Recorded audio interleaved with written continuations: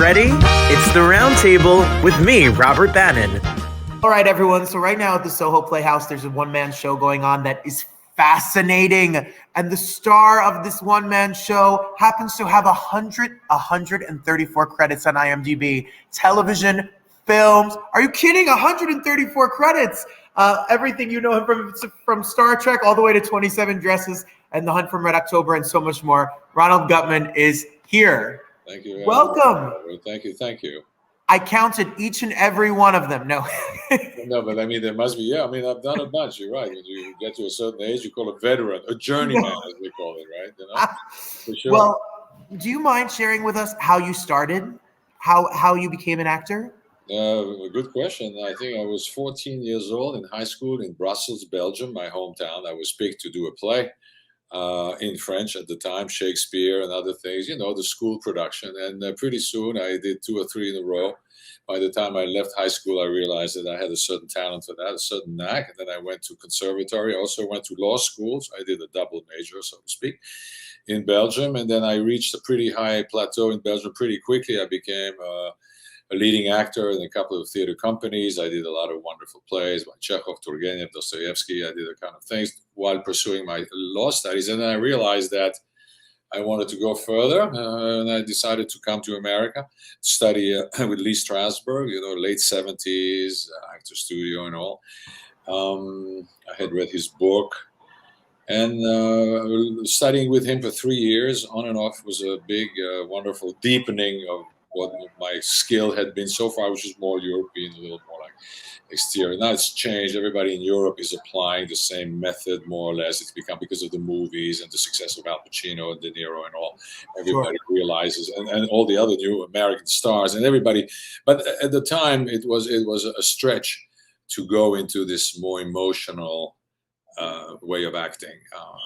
Yeah, it's for sure. You know, not to be too inside baseball about acting, but if you study acting in New York City, there's a couple of major schools. The Actor Studio, which is what you're talking about. You have Meisner and you have Adler and all of these different methods. What, if you don't mind sharing, from the Actor Studio and from Lee Strasberg that you learned, what is the technique when you get a part like The Fall right now? What is the homework that you do? What is your process? Do you mark up the script? Do you daydream and imagine? What do you do? A lot of people mark out the script and all that. It's important.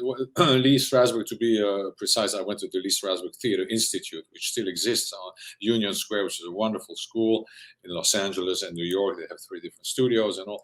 No, it's a preparation, meaning that you have to take the time to connect with parts of yourself, your soul, your mental abilities, and your emotions with the character. With what is the hook? What is in this character that talks to you? How can you make it personal? How can you bring some of your life and your experience? It's a beautiful quote from Barbara Cook, who was a great teacher of singers. The challenge of performing is to show what life has done to you. I think it's a wonderful quote. And I think the method is based on what do you have from life. And of course, you imagine things that you don't know anything from, that you have to come up with. I think basically also you have to prepare yourself. You have to Lee always used to say, take a minute before you go on. You know, take that 60 seconds where you just know where you're coming from. Don't just walk in and do your thing. You have to be aware of where you're coming from before you get to the stage. And you have to, substitute. Certain things don't really mean anything to you, or sometimes you are with a partner that doesn't inspire you necessarily. So you have to imagine someone else. You also have to have a certain sense, memory of certain things, certain smells, certain ideas, the different ways. You know, he used to say, it's like a salad is mixed up. It's not confused. I mean, you mix up a salad. You put different ingredients, lemon, mustard, and oil. That's enough. You don't have to add too much onto it. So find the ingredients in your own salad, and that's already something. Well, you're one hell of a salad. You are. I'll see the show. I'll let you know. Well, you come to America, you study here, and then you have I have a little walk down memory lane. I have some pictures from some of your projects. Yeah. I mean, many of us will remember and know you from The Hunt from Red October. Yes, of course. Yeah, that was a great experience. to be there with Sean Connery was amazing, and all the other guys. It was great. I was the red herring in the pumpkin outfit. I'm not in the picture there. You should have a picture. No, chain smoking with Alec Baldwin. Okay, deal. I'm going to edit it. We're going to put that picture right in there. Who else would you rather chain smoke with than Alec Baldwin? And then we have a lot of soap fans that watch the show, and soap operas are a whole other world. Well, that was great for a young actor coming to New York who is like coming from has to improve his English, and you work on your memory. And you have to memorize all these pages, and then people tell you Kevin Kline was on the show, like Ryan did the show. Oh my God, yeah, I got to do this. It's like going to university. It's like going to college. You have to be on. You have to be ready. You have to use your memory, but yet you have to be very spontaneous and natural. Of course, sometimes that's not the end of the job, but it's certainly a great school when you're in your mid-20s. And you've gone back to do it through the years. I mean, you've done. I had a character on As the World Turns. I did Franco Visconti, was some sort of despicable, pompous cad, and they needed me a few times, and I went back to it because they asked me, and they finally asked the guy, and it met his demise as he should have. But it was fun to hold on to this for a while. Well, when you go walk down the street, people must recognize you from all sorts of things. Especially sometimes at the airport, it's fun. You go to an airline and they go, "Oh my God, I've seen you." It's interesting. You take the subway. It's interesting to see who the audience you have as an audience and who remembers you. And the shows that I've done on television, they're very popular. It's very affirming to be recognized by the people. Absolutely. Even if they don't know your name, they go, "Oh, I love you in, I saw you in," etc. It's Star Trek. I just did a show in London. I was at the Almeida Theatre, very highbrow. That's a great one from Star Trek. Exactly what I was going to say. I had people waiting for me in front of the theater, sort of highbrow theater, brilliant theater, London. Peter Morgan, who did The Crown, wrote a play about Putin, the Patriots. It's moving to the West End next year, and I was very honored to be asked to be part of it. And people would wait with autographs from Star Trek. It's amazing the power of television. The way it radiates around the world is just unbelievable. It is so Man, true. of course, is one of them. Of course. Well, Law and Order, you've done all Baskets. Baskets was very popular. I had a great scene on Baskets that was very, whatever. And then, of course, you try to make it memorable. Absolutely, and you do. I mean, you steal the show. Look at this 27 dresses. That was just such a short scene, and yet it doesn't matter. That's what I remember. Also, August Rush was a beautiful scene I had with Robin Williams there at the end, and Freddie Murphy. No, not Freddie. What am I talking about? Freddie. Highmore. Yes. Well, you've given us a lot of joy through television and through film. And now I know that you start on stage, and I know that no shade to television and movies, but to be on stage, to do a one-man show in New York City, you're not taking it easy. You're telling me that today. No, you're absolutely right. I keep asking myself. Well, the show is called What was I Fall, thinking? Exactly. and it's playing right now at the Soho Playhouse. If you want to see it, you can just go for tickets right now. Go to sohoplayhouse.com. Make sure you get your tickets. It's playing until November 19th. And so there's time for you to see it over the next month. Tell us a little bit about what is The Fall. It's an extraordinary text by Camus. Albert Camus was one of the most important writers, won a Nobel Prize in 1957. He was an extraordinary humanist, a moralist, a philosopher, a playwright, a ladies' man, a soccer player. He was born in Algeria, so he had that sunny disposition. He wasn't just like a dry intellectual like some others of the time. And he was a prophet of modern times. Everything he saw behind the wall, all the communists, Jean-Paul Sartre and others were sort of revering, and he understood that the world and the demons of the world had nothing to do with politics, but with humanism and with who we are and how we keep judging one another and how we are responsible for one another. So there's something extremely I don't know, humanist is the word I should say, but there's also something spiritual about the guy, even though he writes like a philosopher, and it's all very long phrases and beautiful arguments and extraordinary beautiful thoughts. the bottom line is, this is a guy, the character I play, who was a very successful lawyer in Paris, and one day something happens to him, which I shouldn't reveal. He decides to change his life and leave his hypocritical, successful life in the milieus of Paris, and decides to become a bit of a prophet in a bar in the Sailor's Dive in Amsterdam, and is hoping to convey to the audience. Well, I have 45 people there every night. We can't have more than 50, 55 people max, I think, in situation. It's an immersive situation. It's a real bar at the bottom of the Soho Playhouse. We have tables. You can order a drink. The doors open at 7. You come in, and then you sit as if you were in the lounge in the bar in Amsterdam. It's very well decorated with pictures of the red light district type of set. And then I come in, and I hope to connect with the audience, and eventually with one or two other people, to admit to me and to themselves how they never risk their lives or anything. In a way, the bottom line is, what are you willing to not risk your life for? But there's crimes of omission. You know what it means? Sometimes we do things a lot, commission. We do things, we lie, we cheat, we do this. That's okay. We know we shouldn't do that. But there's a lot of stuff that we do by not realizing, by not doing it, by not getting involved, by choosing not to be responsible for the other. Sure. And I think we live in the time now we're judging each other all the time. This is, he did that to me. That's his fault. Oh, that's mine. We all go back and forth like this all the time. And not only that, we want to present ourselves as very beautiful, selfies with, look at my life, look how beautiful my life, look how great I am. We create our brands about ourselves. And this is a guy who says, no, I'm going to do the exact opposite. I'm going to tell you everything that I did wrong. I was a great guy, but then I realized one day I discovered something about myself. I was two-faced. I wasn't exactly the straight arrow that I thought I was.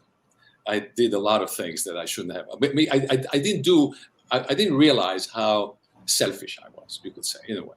Successful, selfish. And so he puts himself in position in front of the people and say, but by the way, perhaps it'll trigger something in you. Maybe you also have something that you could have done differently, or that you forgot to do, maybe. Sorry. It's okay. Sorry about that. No. Wait, I had no idea that this is the set and this is the immersive experience. So every night there's a little bit of a different energy that completely. And you know how hard it is to do a scene and a play in front of people who are looking at them. I mean, I'm a meter from them. I'm like a few inches from them all. And of course, I have my passage where I go to the stage, the little stage, the bar, I have my stool. But basically, I see everybody. The critic, with 4 bloggers the other day, they're writing their notes. I can see them writing the review as I'm talking. My friends are coming. I can see them. It's a very interesting challenge. So you have to be so concentrated, so into it, and the memory has to be unfathomable.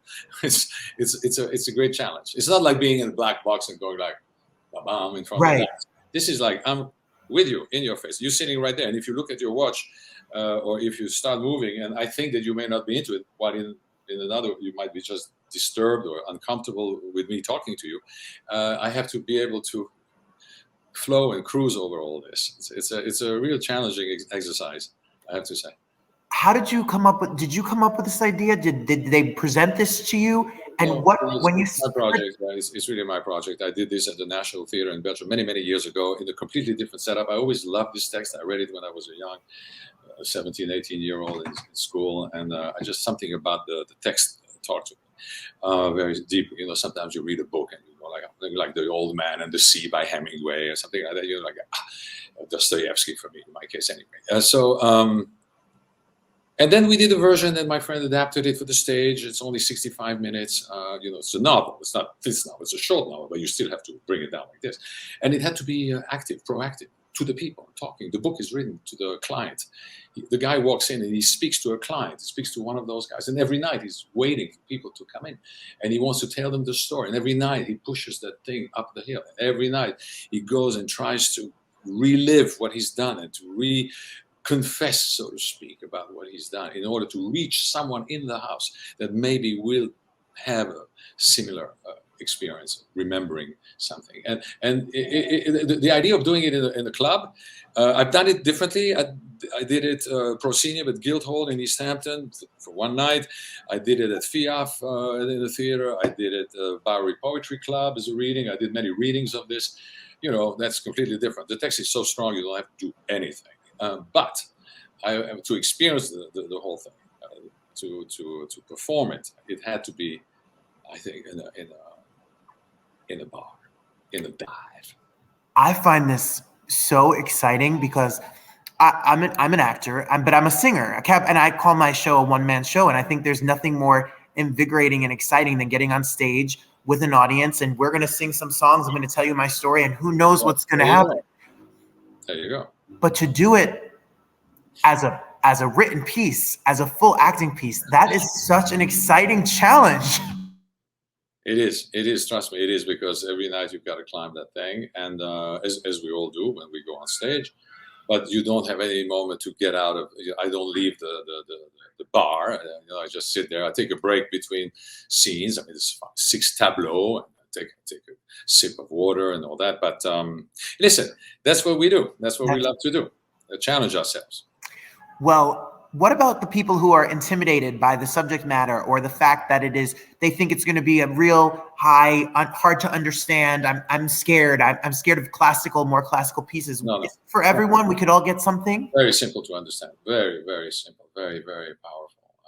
I have people, all generations, that come and see this in their 20s, early 20s, to people in their 80s. I mean, it's a very simple, very clearly written word. It's very powerful, and the way it dissects the high-mindedness of the sophisticated upper middle class. And like he says, the poor don't go to the rich neighborhood, but the better off always end up at least once in their lives in a dive. So that I'm here to spot them when they lose their way. And so, I'm going to tell you a few facts about my life. You have to understand where I come from. And then I go and I go and I do. And I keep saying things about life, in general, about judgment, about, I think what I said about the anti-selfie. I mean, we live in a time where we want to brand ourselves, we want to show up. We need to do that to affirm ourselves, but we don't do enough of the other part of the work, which is to say, you know what? Maybe I pretended to be humble. I pretended to be virtuous.